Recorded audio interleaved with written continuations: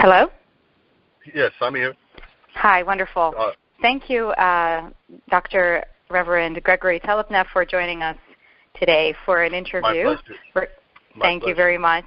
I would like to kickstart our chat by asking you to say a few words about yourself and where your interests in issues related to science and orthodoxy came from. Very good question. I initially, a couple uncles of mine were doctors, and when I initially went to college at Yale, I thought I was going to be a biology major, pre-med work.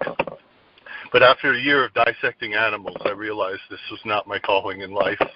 And so I switched to history and political science for my official major and minor at Yale. Though by my fourth year, I was also getting the theology and philosophy bug. And so immediately after Yale, I went to, I've studied, to make a long story short, I've studied at several different seminaries, St. Vladimir's in New York, St. Sophia's Ukrainian Orthodox Seminary in Bound Brook, New Jersey, and the Theological Graduate School, New Brunswick Theological, attached to Rutgers. They're largely a Reformed Protestant group, I believe. So I was able to actually get my feet wet there with scriptural exegesis, which is a helpful tool to acquire. After finishing a couple of master's degrees, I decided to go on to finish my studies at the Graduate Theological Union, which is the theological school attached to UC Berkeley. And there my studies were primarily centered around church history and patristics, although by the time I wrote my dissertation, I was very heavily engaging the relationship between Greek patristic thought and ancient philosophy. So, for example, the topic of my dissertation was the concept of personhood and free will in late antiquity with respect to Neoplatonism, and then the way the Greek church fathers somehow redefine certain of the concepts and terminology in order to deepen an understanding of both personhood and free will, which I would argue, interestingly enough, is an Orthodox contribution to the history of ideas, because concepts such as individual personality and absolute freedom were difficult concepts for the ancients, given the world they lived in and all, for various reasons. And so that became a very great interest of mine, and it has always been in the background in any subsequent study I did. Around the time I finished, my spiritual father talked me into being ordained a priest. So that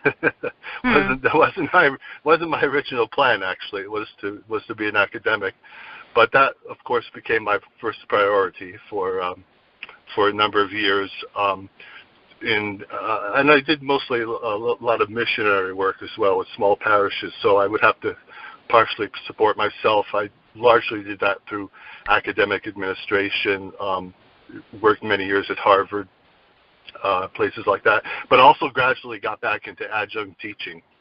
Mm-hmm. And my adjunct teaching, I think they liked me because they could get 2 or 3 for one, two or three for the price of one. I could teach theology, I could teach comparative religion, I could teach philosophy and ethics, I could teach biomedical ethics.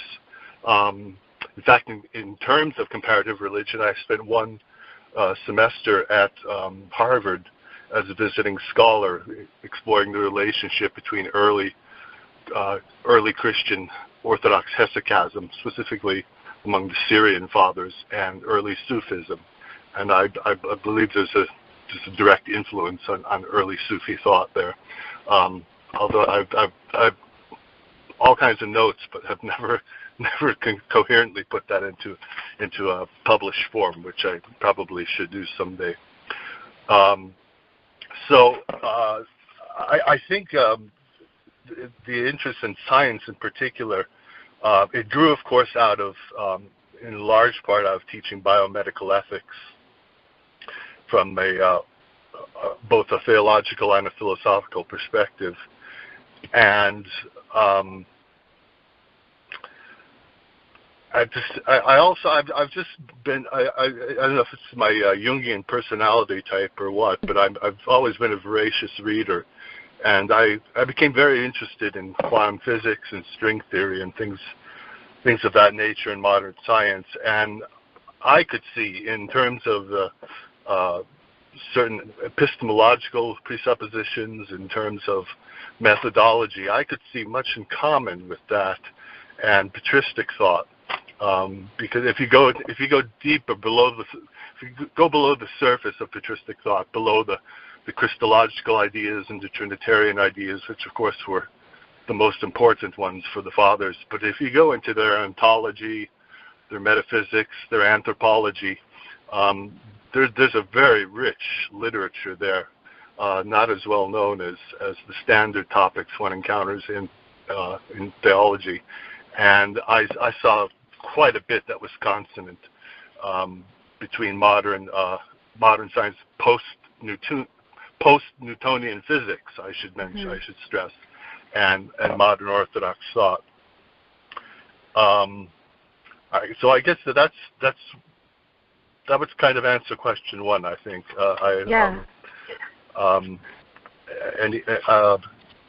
Would you like to just segue to the next questions, or yes, I'll keep going. Thank you. And I also wanted to say that thank you very much for that introduction. There are, especially as we move forward in our interview, I'll be very keen to touch on the bioethical component, especially given that you taught the biomedical ethics. But for now, let me go to the specificity of orthodoxy, and I think your background lends well to answering the following question, given that you studied in different theological institutions. What, in your view, is the specificity of orthodoxy in its approach to the interaction with modern science as compared to other Christian confessions? Well, we can approach this from a couple different angles. First of all, it's a leitmotif in Scripture, going back to the New Testament, that there is the book of God, the Bible, but there's also the book of God's works, nature, which, in St. Paul, for example, he argues almost thematically at times that the nature gives us indications for an intelligent and benevolent God.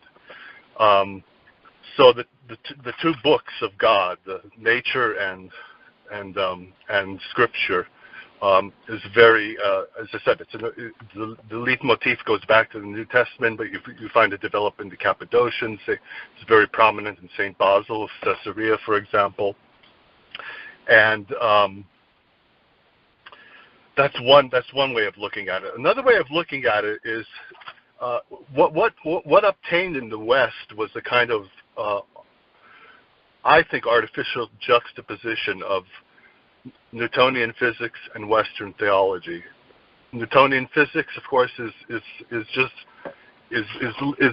limited. It refers to a slice of reality. We know that from the world of quantum physics now. And Newtonian physics seem to, when juxtaposed with Western theology, they seem to be diametrically opposed at times. The uniqueness of orthodoxy is that our ontology and our metaphysics, our epistemology, all those things that are patristically based, accords rather well, not with Newtonian physics, but with post-Newtonian quantum physics. And in fact, there's a book I've just started reading by, I'll give a plug for Alexei Nestoryuk, Light from the East. He's a physicist and an Orthodox scholar, and I can tell by just having begun reading it, he knows his theology pretty well. He's obviously a physics PhD can pick up a fair amount of theology. I think we can agree, and he's one of the people that are beginning to explore this relationship. The relationship, a third thing that can be said is that I mentioned similarities in methodology and epistemology. much of Orthodox theology, of course, is paradoxical in nature, anti-intuitive in nature. We have one God in three persons. Well, if we want to translate hypostasis as person, as we know, that's a rough approximation. You talk about the two natures of Christ coexisting asymmetrically in one person. These mysteries are couched in terms that are paradoxical in nature. We find the same thing in a lot of modern science. The concepts such as, you're familiar perhaps with the double slit experiment? Where I've heard of it, but if you could if you're gauging the light through the two slits and you want to examine the light as to whether it's particles, you'll come up with particles for an answer. If you change the parameters of the experiment slightly and want to see if light moves as a wave, you'll come up with the wave as an answer. So it's a very, and I don't think the paradox is completely explainable, but there complementarity is one term that's used to refer to that, and other areas of quantum physics where you have an apparent paradox of two ideas simultaneously held in a positive tension with each other. That resonates much more with Orthodox theology than it does with Western Christian theology. There's another very important point. St. Maximus the Confessor makes a very important point in differentiating between, in describing exactly what happens in the miraculous. He gives the example of Christ changing the water to wine at Cana. And he makes the point that the logos, or principle of nature, remains unchanged. What changes is the tropos hyparxios, the motivistic existence. And I think what St. Maximus is trying, this is a very important point for him and other fathers. I think what he's trying to say is when God performs miracles, they are above nature, hyperphysin, but they are not against nature, paraphysin. They're, in other words, the miraculous is built into the very structure and fabric of the cosmos, and therefore a miracle is not a magic act, as it were, but it is God manipulating the very laws of nature he himself established and created. It's a very fruitful idea in St. Maximus and other fathers, and something I think that could be explored in the patristic literature in future studies. If I may, sorry. Sure. If I may jump in. Go ahead.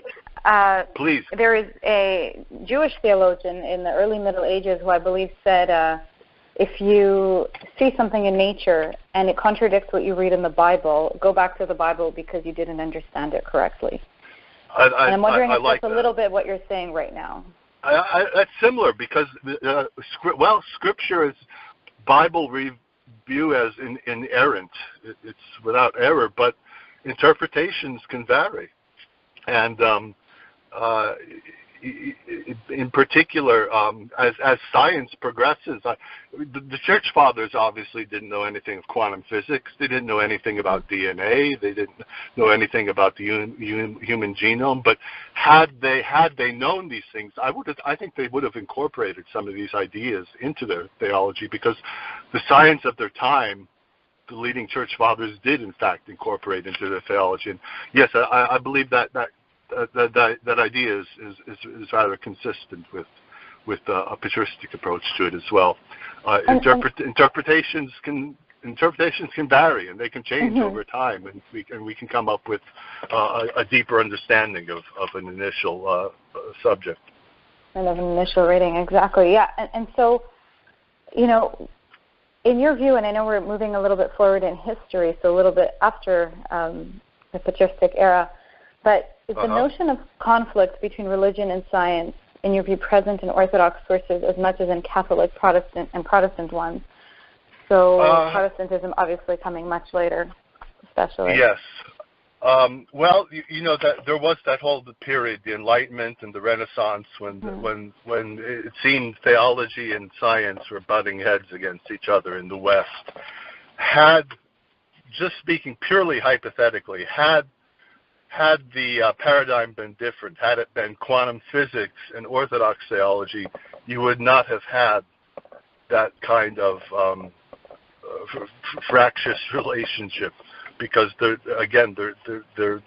be much more, they'd be mutually accommodating, much more. There's another point, though, I should raise that it just occurs to me. There is in patristic thought a hierarchy of values. So in terms of epistemology, for example,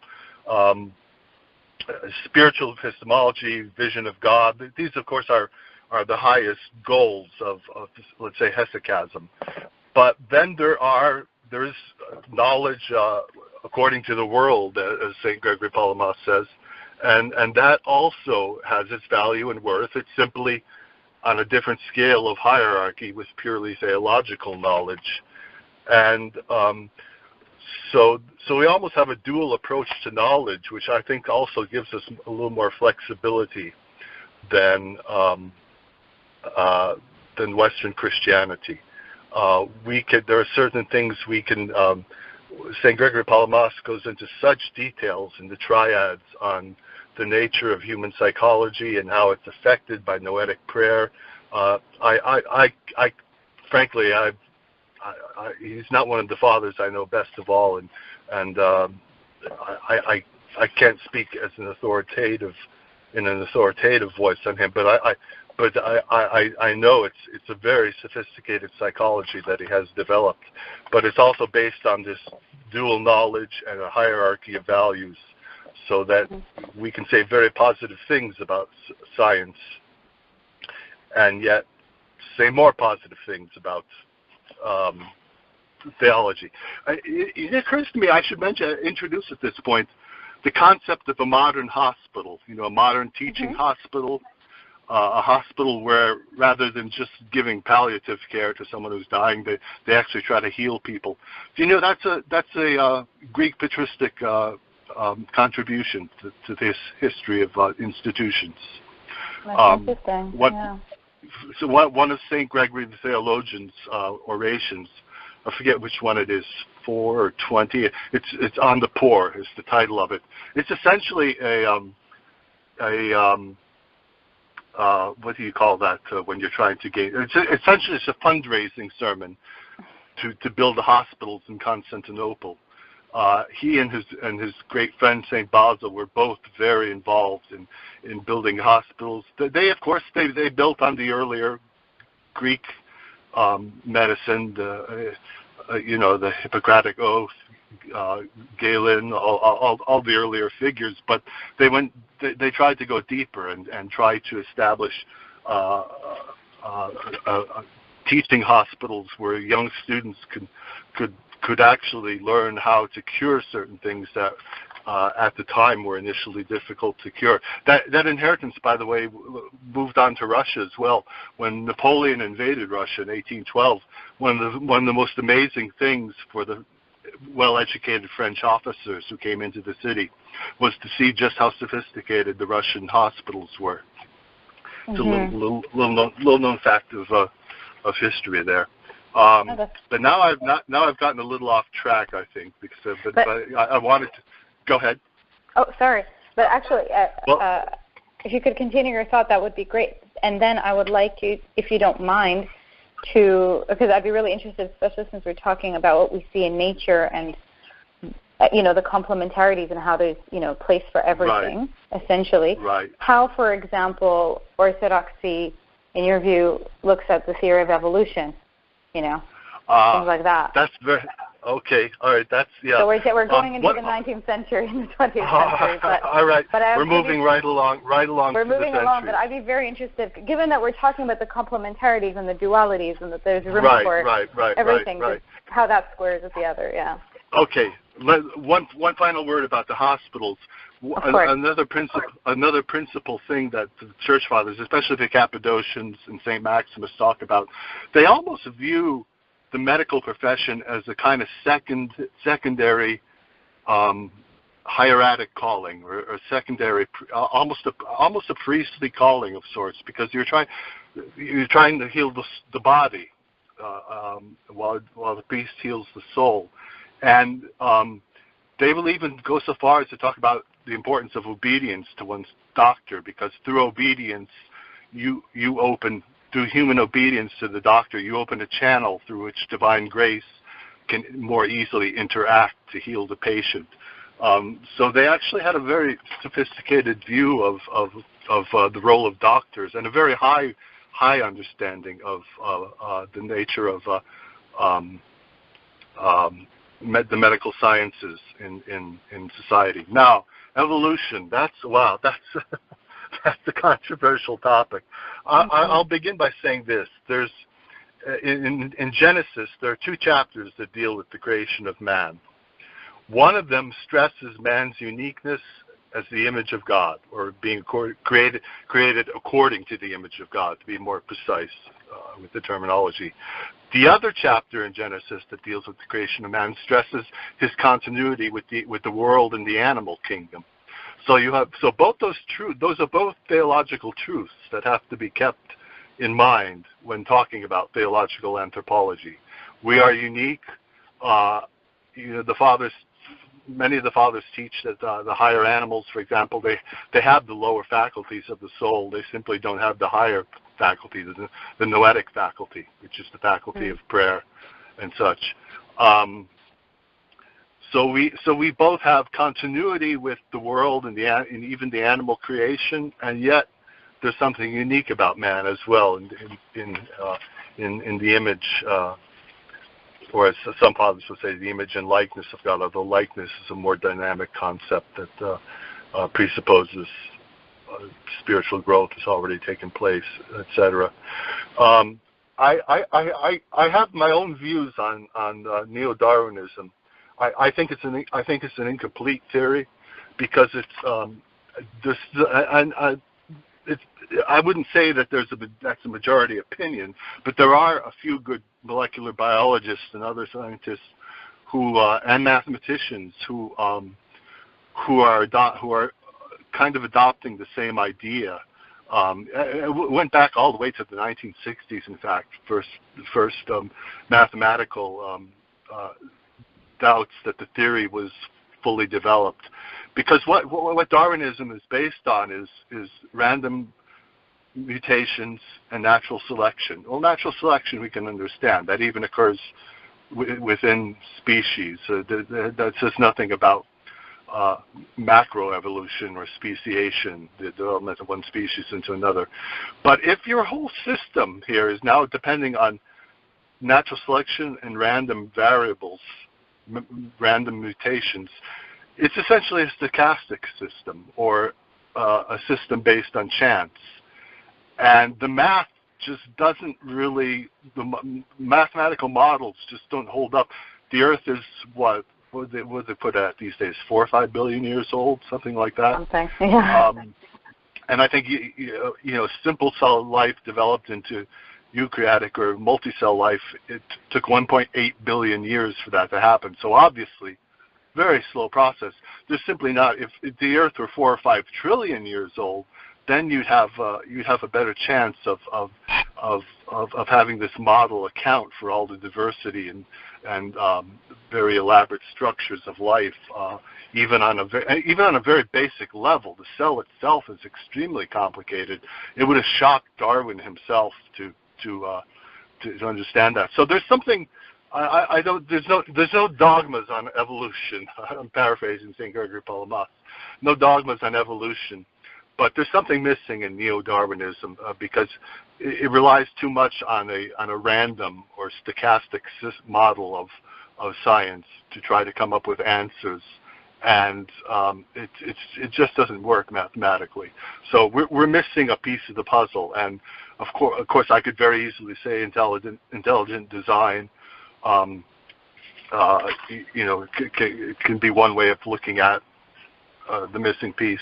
Although intelligent design, too often that's associated with fundamentalist Protestant thinking, and young Earth theories and things of that nature that I don't think you find in patristic thought, but not as a consensus anyway in patristic thought.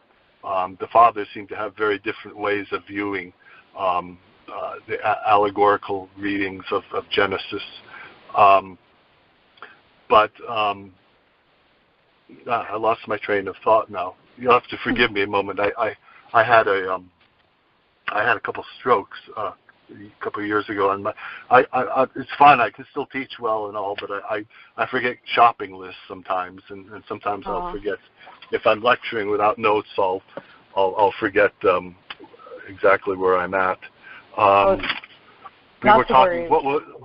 What was I talking about, though? Perhaps I can pick up the thread. Well, how patristic thought would look at evolution more allegorically in comparison to, say, and then you mentioned intelligent I design.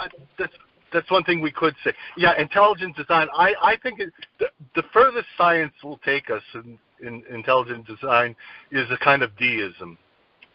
You, of course, know the difference between deistic and theistic teaching. I think theistic teaching, a view in a personal God, I think that does require a leap of faith.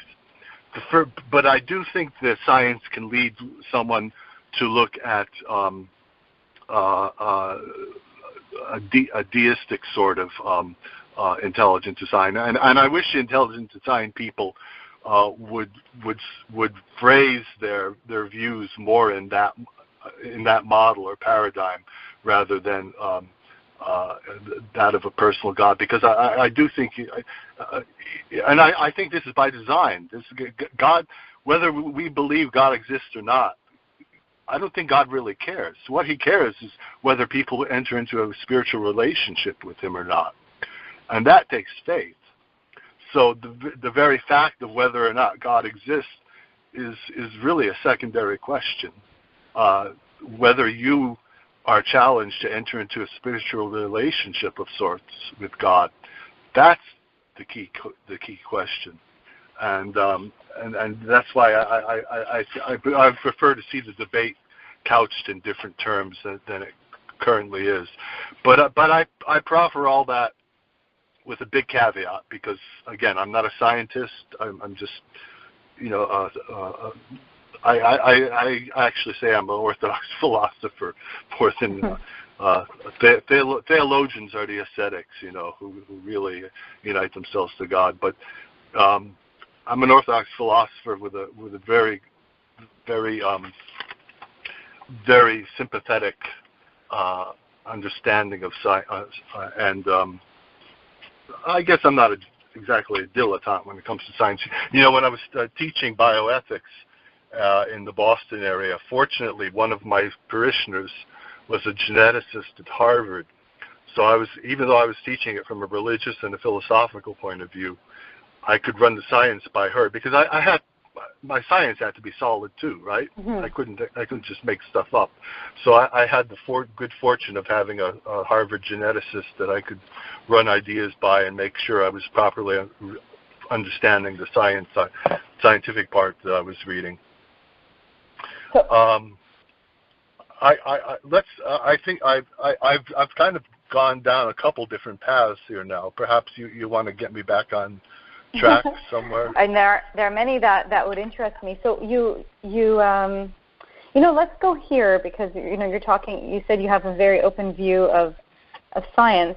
So I think, in your view, an Orthodox believer could and choose to become a scientist. What I wonder, if in your view there are any fields of science that should be avoided, or if a scientist has a certain responsibility for the uses of science. Certainly there is a sense of responsibility. Your quote of Oppenheimer, that I think he actually quoted the Hindu scriptures when he talked about how the physicists who developed the atom bomb had sinned, if memory serves. But there's certainly scientific research, medical research should be grounded in ethics of some sort. And even outside of orthodoxy, though, there are ethics is generally regarded as a kind of substrate to scientific research. I think sometimes people get a little, people have different presuppositions sometimes about what is ethical and what is not. Let me answer perhaps by giving a specific example. Stem cell research.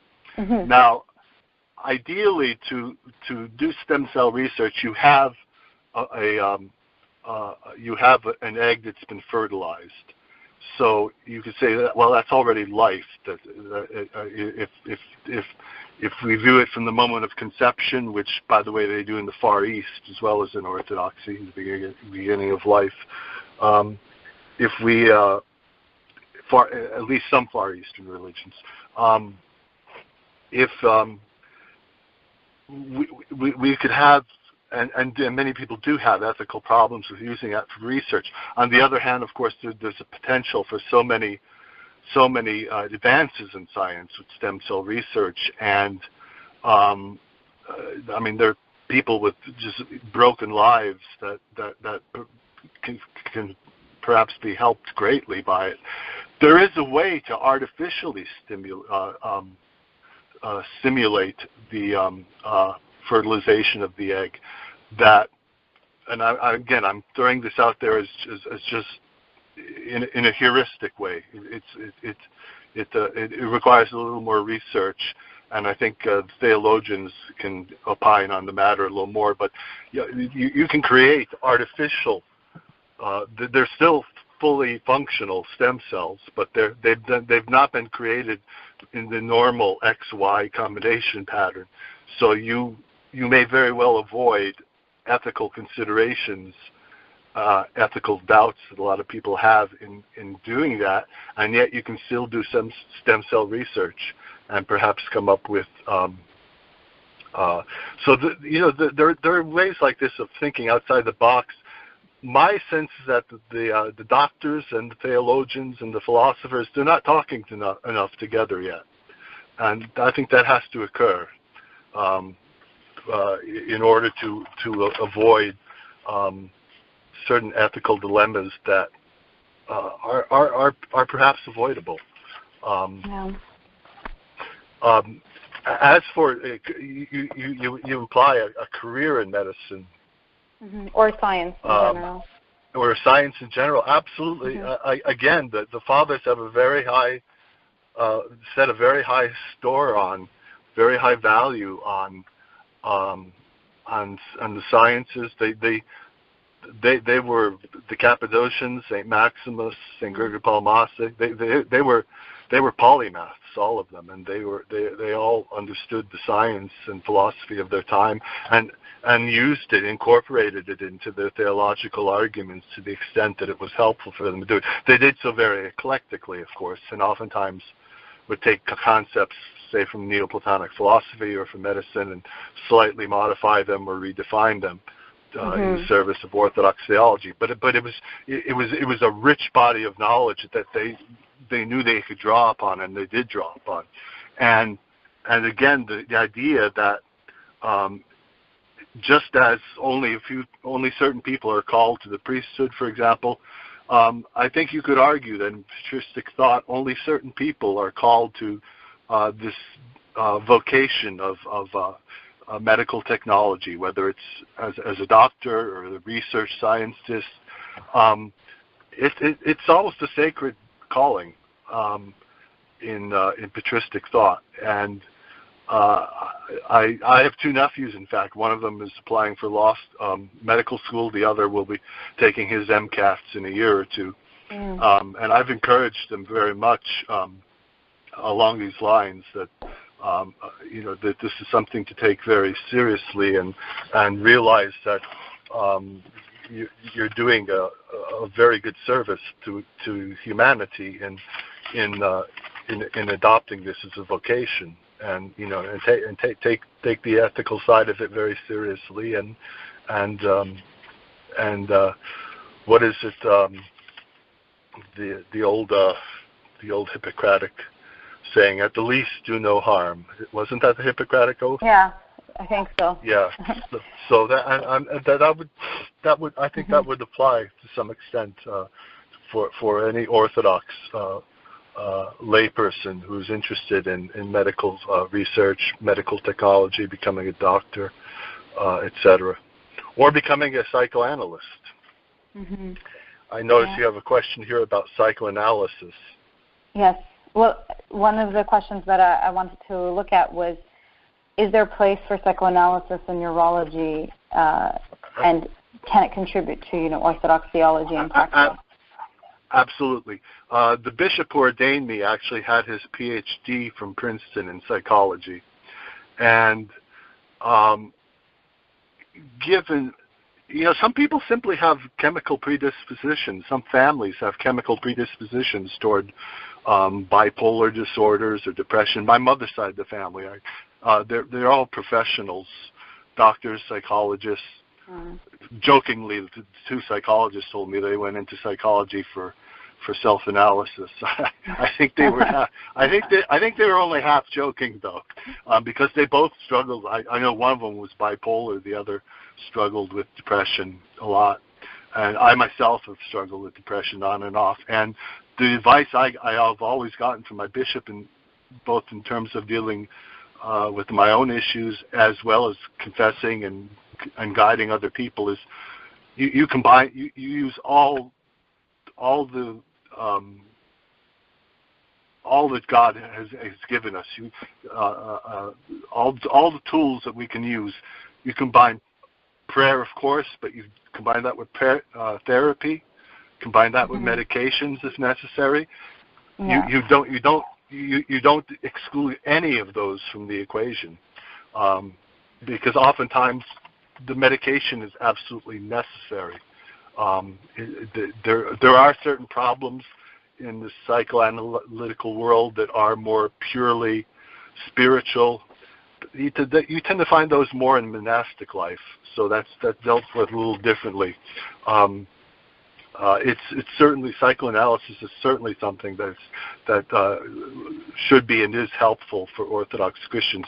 There's a book I tend to read 7-8 books at a time, chapter here, chapter there, kind of keeps me interested. There's a book I just started reading by a J.C. Timpas called Jung and Maximus the Confessor and Psychic Development. And it's fascinating because I like Jung. He's one of those, he's a psychologist philosopher, and Karl Jaspers was another one who began as a psychologist and became a philosopher later. He's famous for the concept of the axial age, for example, and is distantly related, incidentally, to the bishop that ordained me, who's a Princeton graduate. I'm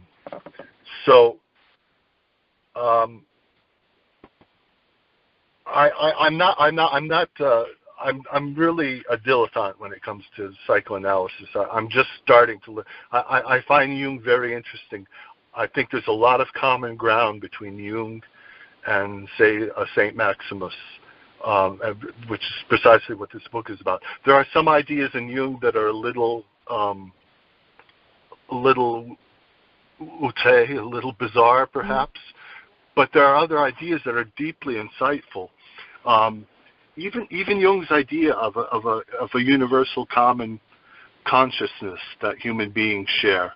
I don't know if you're familiar enough with Jung to know that idea, but it's a fundamental idea of his. At first glance, it sounds kind of New Agey, doesn't it? But it is actually, if you think about it, it's quite consistent with the patristic idea that ontologically and metaphysically, all of human nature is united on some deep level. So Jung's intuition that we may share a common, to some extent, we have our individuality, of course, that goes without saying, but to some extent we share as well a common subconscious, a common consciousness on a subconscious level.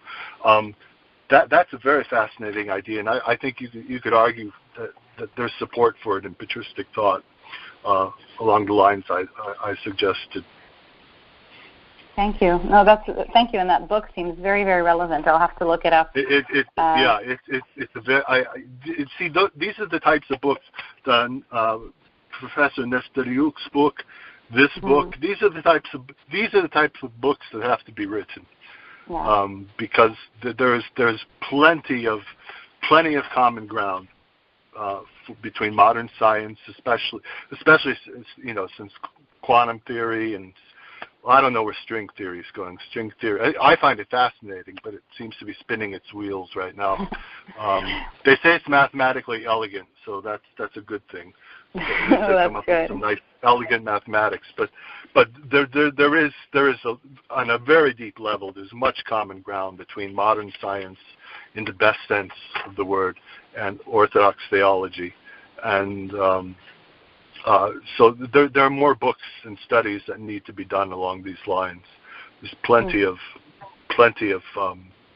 food for thought there.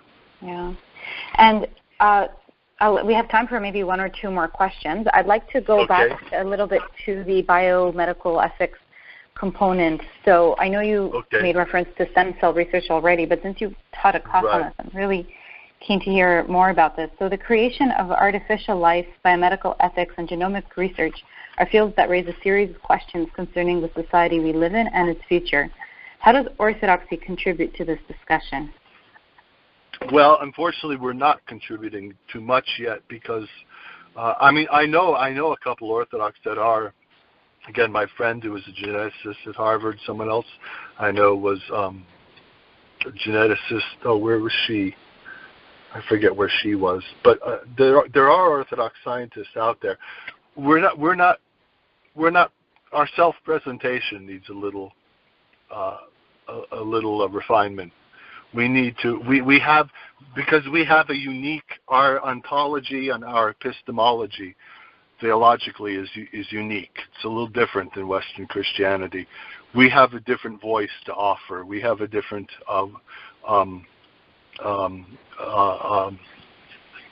contribution to make, and we don't do it enough. The one thing that I really focused on are you familiar with virtue ethics? No, I'm not. Very briefly, if the two major schools of ethical thinking were Kantian deontological thinking, where an act is viewed as right in and of itself, versus consequentialism or utilitarianism. John Stuart Mill is an example, where the act is viewed as right or wrong by virtue of the consequences. And those two things have always been in play in hospital resource allocation, etc. Virtue ethics takes a step back and says, rather than looking at the act itself, let's evaluate the character of the actor. If you have a triage situation, for example, among some paramedics along a highway or in an emergency room, and you essentially have impossible decisions. There's no right or wrong decisions. You choose the lesser of evils in many cases. Who is more likely to do a better job in doing that? Someone with a virtuous character and someone who has a personality and character that has been molded along with the other categories of ethical thought during their studies. And virtue ethicists would say yes. The person who has developed that part of their character as part of their study program is more likely to make the best decision in an impossible situation. Virtue ethics is very close to how the Church Fathers viewed ethics as well. The stress is not so much. We have the Ten Commandments, etc., but the stress is more on the inner disposition of the person and their inner motivations, and cultivating those and expanding the knowledge of those to the extent that becomes your primary model or focus for making ethical decisions. I think there is a good book on patristic thought and virtue ethics. I can't remember it offhand. Again, we need to write 20 or 30 such books, though. There's one on St. John Chrysostomos in virtue ethics, but you can write it on any of the major church fathers in virtue ethics. It's self-present. We have to present ourselves in a better way. We have I think we do have a responsibility here in the West, in particular, and in Orthodox countries as well, to better explore these areas of convergence between science and medicine and theology. They're there. We've just started with the tip of the iceberg. Mm. So thank you. We're about to wrap up. I just wanted to ask before we close our very, very interesting interview, and again, thank you. If there's anything else you would like to add, something that I may have not raised that you... Yeah, I would. I'd like to go back to the beginning of the universe, 14, 15 billion years ago, the Big Bang. Let's do it. Wonderful. Which is kind of the model. It's kind of the accepted. I mean, there are versions of it. I think the hot Big Bang model is the most widely accepted one now. Let's accept for the sake of argument that that's essentially correct, scientifically, mathematically, and theologically. So what it says is that all the matter and energy in the universe, just at the moment before creation, of course there is no moment before creation because creation is the beginning of time and space and matter and energy. Before that, there's nothing. It comes out of nothing. And that's the math points toward that. Just before that, you have all the potential matter and energy in the universe in something smaller than the head of a pin. And then at the initial instant, I think that the smallest measurement of time that we can measure is called a Planck's constant. It's ridiculously small. It seems to suggest that the matter and energy of the universe at the Big Bang are expanding in all directions even faster than the speed of light, if I understand science correctly, which theoretically is not possible to go faster than the speed of light, but somehow at that moment of creation it was. What is that? What are the implications for that philosophically? The implications of that are I would say that's actually a very almost a miraculous model, is it not?